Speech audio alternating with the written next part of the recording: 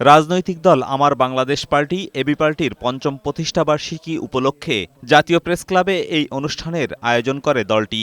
ব্যাপক উপস্থিতির মধ্য দিয়ে পালিত হয় দলটির জন্মদিন। প্রধান অতিথি হিসেবে অনুষ্ঠানে ভার্চুয়ালি অংশ নেন বিএনপির ভারপ্রাপ্ত চেয়ারম্যান তারেক রহমান।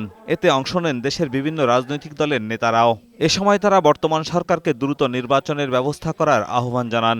ফ্যাসিবাদী শেখ হাসিনার যে রাজনৈতিক প্রধান দর্শন ছিল, যাতে দেশটা কখনোই শান্ত হতে না পারে, সংস্কার নির্বাচনের প্রক্রিয়ার মধ্য দিয়ে একটা গণতান্ত্রিক বাংলাদেশ, একটা নতুন রাজনৈতিক বন্দোবস্ত প্রতিষ্ঠার চ্যালেঞ্জ আছে। প্রত্যেকে আমরা বিচার, সংস্কার এবং নির্বাচন প্রত্যেকটি গুরুত্বপূর্ণ। মানবিক করিডোরের নামে দেশকে আবার কোন ফাঁদে ফেলা হচ্ছে এটি নিয়ে আমরা শঙ্কিত। সরকারকে বলতে চাই, করিডোর দেওয়া বা সম্মতি হওয়া আপনি কে?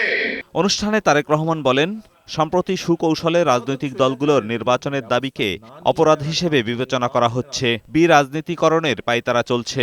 অত্যন্ত সুকৌশলে দেশে এমন একটি আবহাওয়া তৈরির অপচেষ্টা চলছে, যেখানে নির্বাচন অনুষ্ঠানের দাবি করাটাই যেন একটি অপরাধ। জাতীয় নির্বাচন অনুষ্ঠান নিয়ে অবজ্ঞাসূচক বক্তব্য, মন্তব্য কিন্তু পলাতক স্বৈরাচারকেই আনন্দ দেয়। স্থানীয় সরকার নির্বাচন আগে হলে স্বৈরাচারের দোসররা মাথাচাড়া দিতে পারে বলেও মন্তব্য করেন বিএনপির ভারপ্রাপ্ত চেয়ারম্যান। স্থানীয় নির্বাচন পলাতক স্বৈরাচারের জন্য পুনর্বাসিত হওয়ার একটি সুবর্ণ সুযোগ। যারা বলেছেন, হয়তোবা তারা এই বিষয়টি বিবেচনা করেননি।